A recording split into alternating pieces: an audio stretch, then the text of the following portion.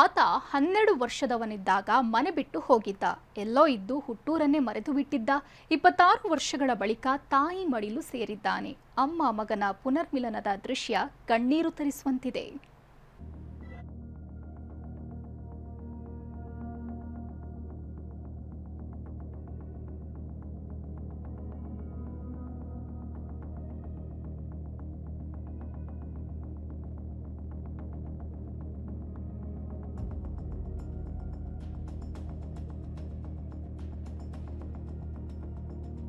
ಮಗನನ್ನ ಕಂಡು ಮರುಜನ್ಮದಂತೆ ಖುಷಿಯಾಗಿರೋ ತಾಯಿ.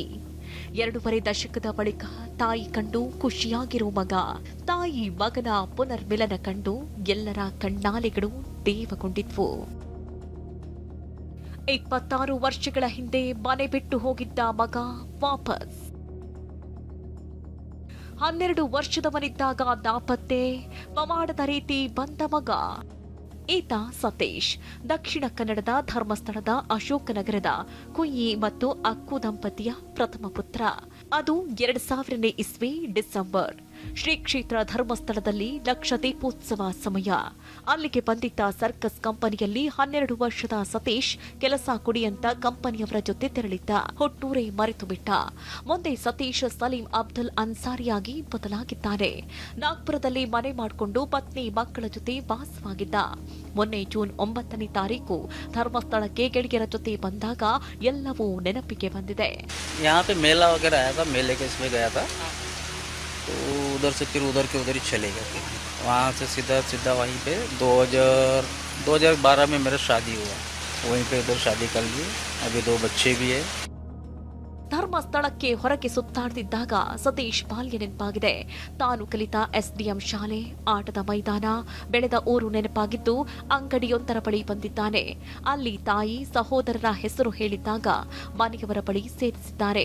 ದೇವಸ್ಥಾನಕ್ಕಂತ ಬಂದವನು ಇಲ್ಲಿ ಅಂಗಡಿ ಕಡೆ ಸುತ್ತಡಕ್ಕೆ ಬಂದಾಗ ನಾನು ಅಂದ್ಕೊಂಡು ನಮ್ಮ ಯತೀಶನ ಅಂಗಡಿಯಲ್ಲಿ ಒಬ್ಬ ಹುಡುಗ ಇದ್ದಾನೆ, ಅವನು ನಾನು ಅಂದ್ಕೊಂಡು ಮಾತಾಡೋಕ್ಕೆ ಟ್ರೈ ಮಾಡಿದೆ. ಅಂದರೆ ಇವರೇನು ಇಷ್ಟು ತೆಳ್ಳಗಾಗಿದ್ದಾರಲ್ಲ ಅಂದ್ಕೊಂಡು ಮಾತಾಡಿದ್ದಾನೆ.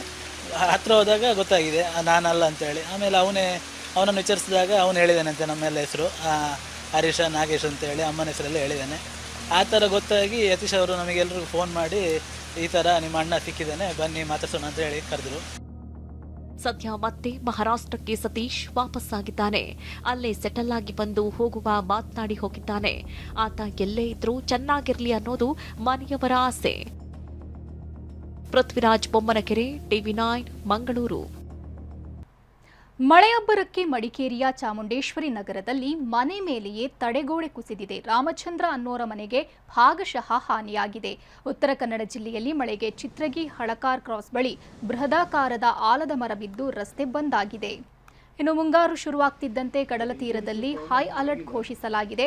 ಸಮುದ್ರ ತೀರದಲ್ಲಿ ಮನೋರಂಜನಾ ಚಟುವಟಿಕೆಗಳಿಗೆ ಬ್ರೇಕ್ ಹಾಕಿದ್ದು ನೀರಿಗೆ ಇಳಿಯದಂತೆ ಕಡಲ ತೀರದಲ್ಲಿ ಹಗ್ಗ ಕಟ್ಟಿ ಎಚ್ಚರಿಕೆ ವಹಿಸಲಾಗಿದೆ. ಲೈಫ್ ಗಾರ್ಡ್, ಕರಾವಳಿ ಕಾವಲು ಪೊಲೀಸರು ನಿಗಾ ವಹಿಸಿದ್ದಾರೆ.